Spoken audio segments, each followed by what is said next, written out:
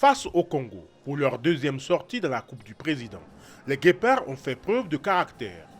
Les hommes de Basile Pinto ont livré leur prestation la plus aboutie. Score final 27 partout. Un nul arraché de haute lutte, riche en enseignements. Je fais trembler un peu les murs à la mi-temps. On recadre un petit peu les choses et les garçons ils ont quand même beaucoup de cœur parce que ça fait une semaine et demie qu'on est en compétition, ils sont très fatigués. Plus réalistes et mieux en place, les Diables Rouges du Congo profitent des imprécisions béninoises pour imposer leur rythme. Du retour des vestiaires, le Congo creuse l'écart de 7 buts.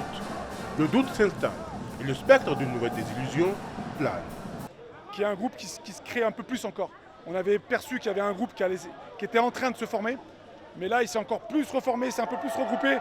Il y a des joueurs qui se sont montrés ce soir qui étaient vraiment très intéressants. Je pense à Renaud, je pense à Rafiou, qui ont fait un match extraordinaire. Mais Joël Arossi et ses coéquipiers refusent de rompre. Solidarité et agressivité défensive retrouvées. Les Guépards changent de visage. Le Bénin revient dans le match porté par l'abnégation et un mental enfin libéré. Une entame de match assez compliquée pour nous. Voilà, on a eu du mal à rentrer dans le match. Maintenant, on est des guerriers, on est des Guépards. On a su au fur et à mesure du match revenir au score et arracher ce nul à la fin du match dans les dernières secondes. Donc voilà, vraiment c'est un travail collectif et on est très contents. Les dernières minutes sont irrespirables. 24-24, puis un chassé-croisé haletant. Les Guépards égalisent 27-27 dans les ultimes secondes. Le Bénin arrache son premier point de la compétition. Ce résultat symbolise la progression d'un groupe, battu par le Congo lors du deuxième match de la CAN.